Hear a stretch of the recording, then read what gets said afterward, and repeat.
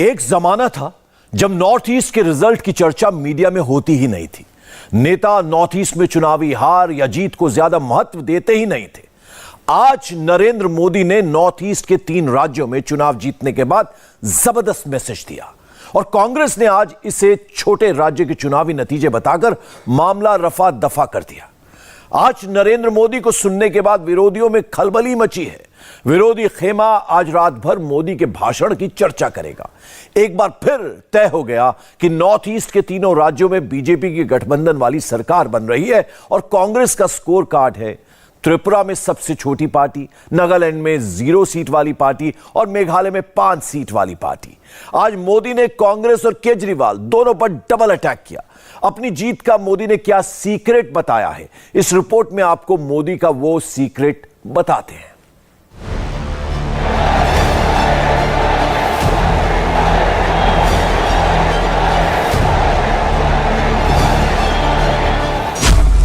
तीन 0 से नरेंद्र मोदी ही विनर।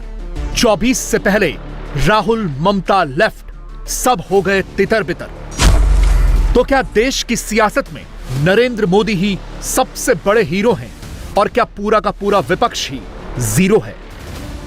जब कुछ लोग मोदी की कब्र खोदने की ख्वाहिश कर रहे हैं, जहां मौका पड़ता है कमल खिलता ही जा रहा है, खिलता ही जा रहा है। कुछ लोग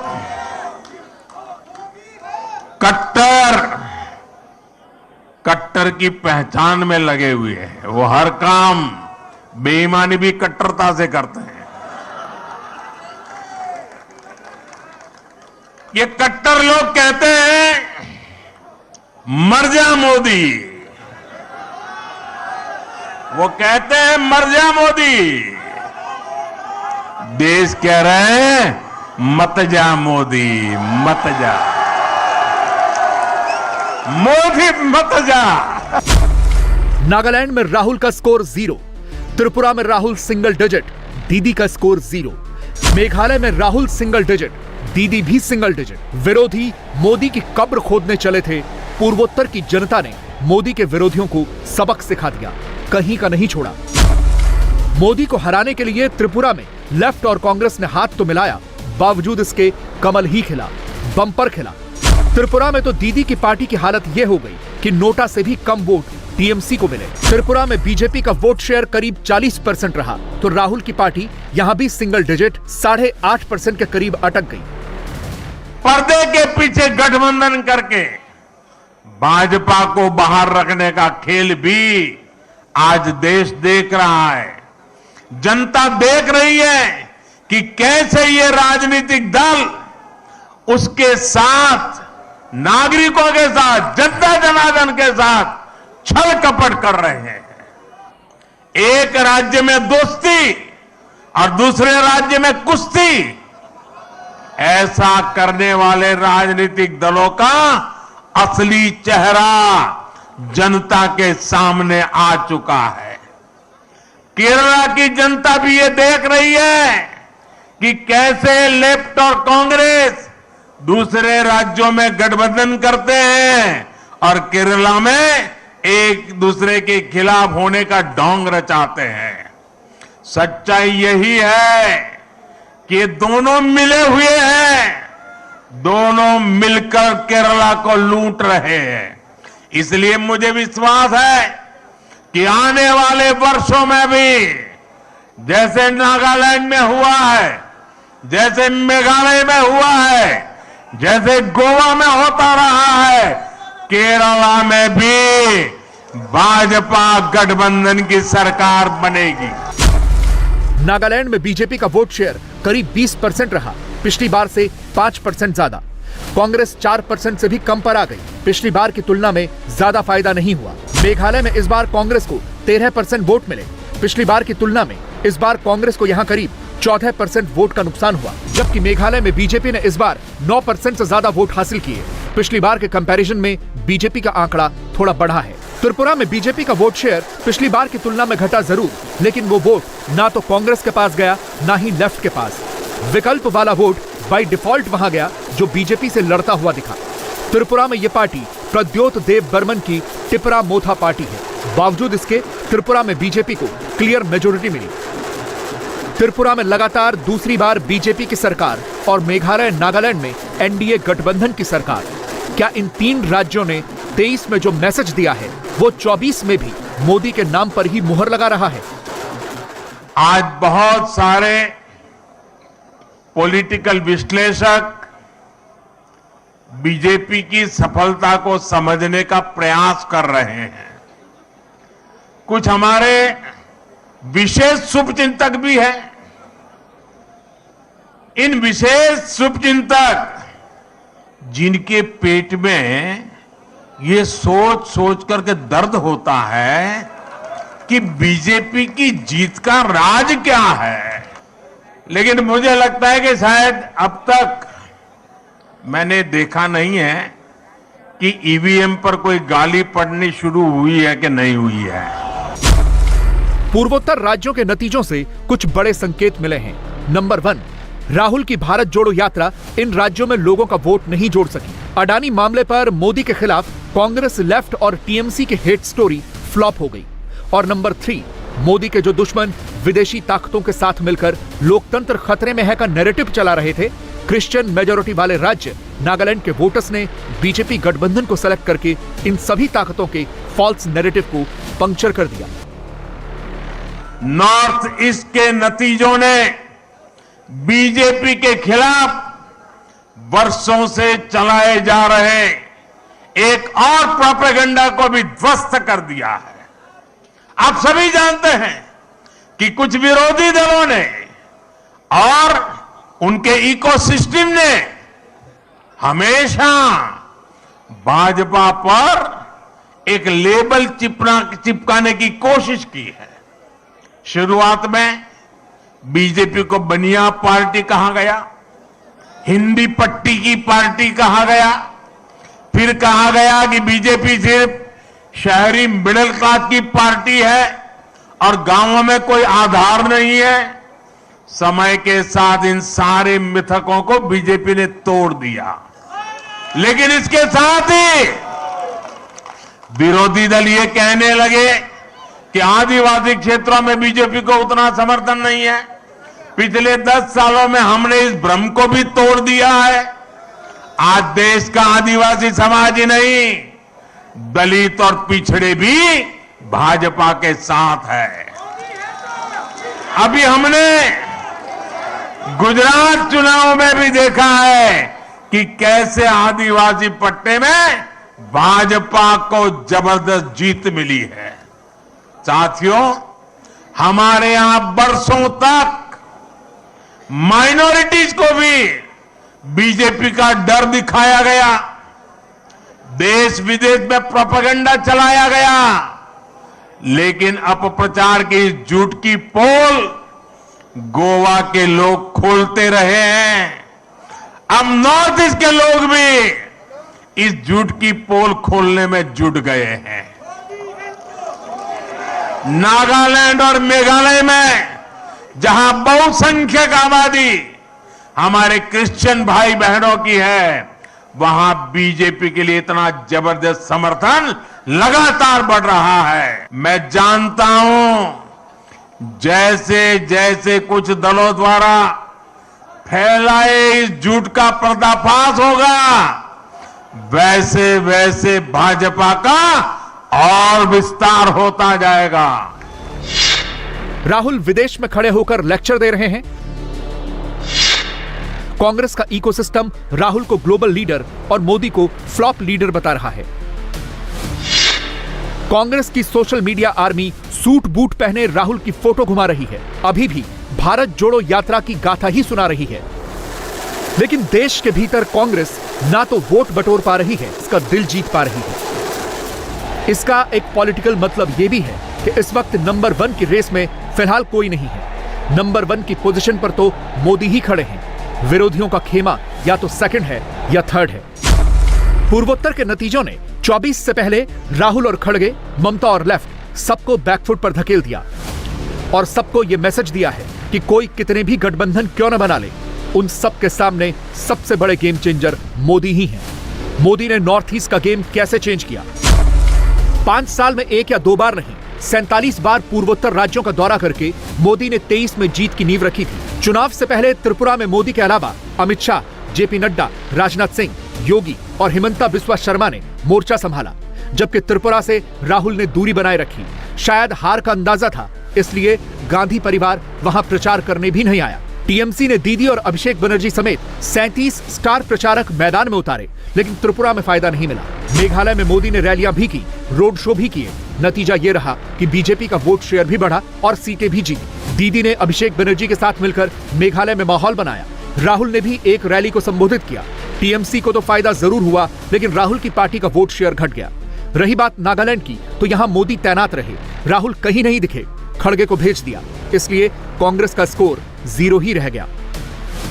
मुझे याद है कि कुछ दिनों पहले जब मैं नॉर्थ ईस्ट गया था तो किसी ने मुझे बोला कि मोदी जी, आपको अपनी हाफ सेंचुरी के लिए बहुत बहुत बधाई। तो मैंने उनको पूछा कि भाई ये कैसी हाफ सेंचुरी आप बता रहे हैं? तब उन्होंने मुझे बताया कि जब से बोले आप प्रधानमंत्री बने हैं, आप 50 से भी ज्यादा बार नॉर्थ ईस्ट का विजिट कर चुके हैं। लेकिन जब एक नागरिक मुझे ये कह रहा था, तब मैं अनुभव कर रहा था कि जाने मात्र से इसके दिल को कितना सुकून मिल रहा है। नॉर्थ ईस्ट के राज्यों के दिलों में कितना प्यार उमड़ करके आया है, उसकी वो अभिव्यक्ति थी। और तब मुझे लगता था कि मेहनत कभी न कभी तो रंग लाती है। त्रिपुरा में लेफ्ट और कांग्रेस का अपॉर्चुनिस्टिक अलायंस था। उन्होंने सोचा था कि मोदी विरोधी फोर्स एक साथ आ जाएगी तो मोदी को हरा देंगे, लेकिन नतीजा बिल्कुल उल्टा हो गया। मोदी बम्पर रिजल्ट लेकर आए, विरोधी काफी पीछे रह गए। 3 राज्यों के चुनावी नतीजों के बाद मोदी का बैक टू बैक 3 ट्वीट्स करना और फिर कैमरे पर आकर जनता जनार्दन को डायरेक्ट एड्रेस करना, पब्लिक से मोदी का यही कनेक्ट उन्हें बार बार इलेक्ट करता है। जबकि दूसरी तरफ विरोधी अपनी हार पर रिफ्लेक्ट नहीं करते, मोदी की जीत को एक्सेप्ट नहीं करते। हाँ, आपस में मोदी के खिलाफ लड़ने के बाद जब हार जाते हैं तो तू मैं जरूर करते हैं। Let us see, because there we ourselves contested very less seats, and we thought that with alliance we may get majority. But when results will come finally, let us see where we will get some majority and where we will not be not able to form the government. इसे त्रिपुरा के एक और example से समझिए। त्रिपुरा में कांग्रेस और left साथ में आई। लेफ्ट 47 सीटों पर, कांग्रेस 13 सीटों पर लड़ी, जबकि 2 साल पहले बनी टिपरा मोथा पार्टी 42 सीटों पर लड़ी। नतीजा क्या हुआ? लेफ्ट 11 सीट पर ही जीत पाई, कांग्रेस के खाते में 3 सीटें ही आईं और त्रिपुरा की राजनीति में न्यूकमर कही जाने वाली टीएमपी 13 सीटें जीत गई। आज के नतीजों के बाद कांग्रेस ने छोटों के प्रति अपनी नफरत को फिर से जग जाहिर कर दिया। कांग्रेस कह रही है और अध्यक्ष उनके कह रहे हैं कि ये तो छोटे राज्य हैं, इनके नतीजे उतना मायने नहीं रखते। जब दिल में ही भारत को जोड़ने की भावना ना हो तो ऐसे बोल निकलते ही है। ये इन राज्यों के लोगों का अपमान है, जनमत का अपमान है। छोटे राज्यों को इस तरह तिरस्कार की भावना से देखकर कांग्रेस बहुत बड़ी गलती कर रही है। मैं कांग्रेस से कहना चाहता हूं, छोटे लोगों से, छोटे राज्यों से यही नफरत आपको आगे भी चुनाव में डुबोने जा रही है। यानी लेफ्ट और कांग्रेस मोदी का तो नुकसान नहीं कर पाई। हाँ, टीएमपी को उस मोदी विरोधी मिलावटी गठबंधन का फायदा जरूर मिल गया और त्रिपुरा में टीएमपी कांग्रेस का विकल्प बनकर सामने आ गई। कम्युनिस्ट और कांग्रेस का जो अलायंस था वो अलायंस कहीं जमा नहीं, और बीजेपी और आईपीएफटी का अलायंस है वो भी नीचे आया है, लेकिन कांग्रेस और सीपीएम उनको डैमेज नहीं कर पाया, क्योंकि उन्हीं खुद का ही अलायंस थोड़ी सी 25 साल तक सीपीएम का शासन था और कांग्रेस ने सीपीएम के साथ त्रिपुरा में 25 साल इनका झगड़ा रहा है, और आखिर में चुनाव जीतने के लिए अगर दो विरोधी पार्टी एक हो जाते हैं तो कहीं ना कहीं पब्लिक को ये बात खसता नहीं है। हम ना कांग्रेस के साथ बैठेंगे ना सीपीएम के साथ बैठेंगे, हम अकेले अपने जगह में खड़े रहेंगे। यहाँ पर जिस टीएमपी की बात हो रही है उसके फाउंडर प्रद्योत विक्रम माणिक्य देव वर्मा हैं। एक जमाने में वो कांग्रेस पार्टी में हुआ करते थे। साल 2019 में उन्होंने कांग्रेस छोड़ दी और आज समय का फेर देखिए, त्रिपुरा में इन्हीं प्रद्योत विक्रम की पार्टी नंबर 2 पर है और कांग्रेस नंबर 4 पर खिसक चुकी है। इसकी वजह कांग्रेस का वर्क कल्चर भी है और गांधी परिवार का चुनाव को लेकर नॉन सीरियस होना भी। कोई अपना घर अपने मन से नहीं छोड़ता है, कभी कभी उनको बेइज्जत करके भी निकाला जाता है। मैं जब कांग्रेस में था मैंने हमेशा अपने हाई कमांड, आला कमांड को कहा कि आप हमारे जनजातियों के बारे प्लीज़ बात कीजिए, लेकिन उस समय जो हमारे जनरल सेक्रेटरी थे, जो आज कांग्रेस में भी नहीं, आज तृणमूल में है, और दूसरे लोग जो आज कांग्रेस में नहीं है, बीजेपी में है, उनकी बात सुनी गई और मेरे आवाज़ को दबाया गया। उस समय मैंने कांग्रेस के हाई कमांड, टॉप लीडर्स को सबको कहा था, प्रियंका गांधी को कहा था, सोनिया जी को कहा था कि हमारे जनजाति बहुत कष्ट में है, ये हमारा मुद्दा है, इसको प्लीज़ एड्रेस कीजिए। उस समय कांग्रेस ने कुछ ध्यान नहीं दिया और मुझे बेइज्जत करके हटाया गया। आज मुझे भी खराब लगता है, लेकिन जिस पार्टी से मैं निकला हूँ, जिस पार्टी में मेरे माँ जी थे, मेरे पिताजी थे, आज वो पार्टी सिर्फ 3 सीट है उनका त्रिपुरा में और मेरा 13 सीट है। तो कांग्रेस को भी अपने घर के अंदर देखकर, झांककर इंट्रोस्पेक्शन करना चाहिए। कोई अपने मन मर्जी से अपना घर को छोड़ के नहीं जाता है, कभी कभी उनको बेइज्जत करके भी निकाला जाता है। और अगर आपको बीजेपी से टक्कर लेना है तो आपको भी ज़मीन में आकर काम करना पड़ेगा। अनफॉर्चुनेटली कांग्रेस के जो टॉप लीडरशिप है, जो गांधी के इर्द गिर्द हैं, गांधी परिवार के, वो ग्राउंड में आकर फाइट नहीं कर रहे हैं, वो सिर्फ राहुल गांधी और प्रियंका गांधी के आमने सामने हैं। इसी के लिए उनको अच्छा और राइट फीडबैक नहीं मिल रहा है। और अगर राहुल गांधी को राइट फीडबैक चाहिए तो उनको ये सब लोगों को दूर करके खुद ज़मीन में आकर पॉलिटिक्स करना चाहिए, क्योंकि जो ग्राउंड का पॉलिटिक्स है बीजेपी के खिलाफ या टक्कर में, और जो कांग्रेस पॉलिटिक्स करती है, उसमें ज़मीन आसमान का अंतर है। वैसे जिस दिन 3 राज्यों के नतीजे आए उसी दिन सुप्रीम कोर्ट का चुनाव आयोग अध्यक्ष की नियुक्ति का भी एक फैसला आया, मगर मोदी विरोधियों ने उसमें हेट मोदी वाला एजेंडा फिट करके ही फैलाया। मोदी विरोधी इलेक्शन कमिश्नर्स और चीफ इलेक्शन कमिश्नर के अपॉइंटमेंट वाले कॉन्स्टिट्यूशनल बेंच के फैसले पर जश्न मनाकर मोदी को ताना मारते हैं। चुनाव आयोग के कामकाज को कटघरे में खड़ा करके मोदी को घेरते हैं। सोशल मीडिया पर यही अफवाह फैलाते हैं कि मोदी ने तो चुनाव आयोग को कब से हाईजैक कर रखा था। ममता ने बंगाल जीता तो वही चुनाव आयोग बिल्कुल परफेक्ट था। कांग्रेस ने हिमाचल जीता तो उसी चुनाव आयोग में सब चंगा था। लेकिन मोदी अगर चुनाव जीत जाए, लगातार दूसरी बार त्रिपुरा में सरकार बनाए, मेघालय नागालैंड में कमल खिलाए, तो मोदी के सारे दुश्मन उसी चुनाव आयोग पर दाना पानी लेकर टूट पड़ते हैं। It should not happen like CBI, CVC, where they, in spite of dissent and other things, they carry their own candidates. Let me see. But anyway, at least it is better than nothing. चुनाव आयोग पर दिए supreme court के एक फैसले पर जिस तरह का रिएक्शन ममता और कांग्रेस का आया है, उससे आप अंदाजा लगा लीजिए कि 24 में कौन सा नया बहाना बनने वाला है, कौन सा नैरेटिव चलने वाला है। क्योंकि अगर 3 राज्यों के चुनावी नतीजे 24 का संकेत हैं, तो फिर विपक्ष मोदी को कितनी भी गालियां दे दे, सुप्रीम कोर्ट के फैसले का कितना भी स्वागत कर ले, 24 में नतीजे अगर मोदी के फेवर में आए तो विरोधी फिर ईवीएम हाईजैक का ही रोना रोएंगे। पहले ऐसा कहते थे कि जो दूरदृष्टा होते हैं, स्टेट्समैन होते हैं, वो आने वाली पीढ़ियों का सोचते हैं। और पॉलिटिशियन के लिए कहा जाता था कि वो अगले चुनाव का सोचते हैं। तो मुझे किसी ने एक बार कहा, तो मैंने कहा अब कहावत और बदल गई है। बोले क्या? मैंने कहा पहले जो स्टेट्समैन होते हैं वो अगली पीढ़ी के लिए सोचते हैं।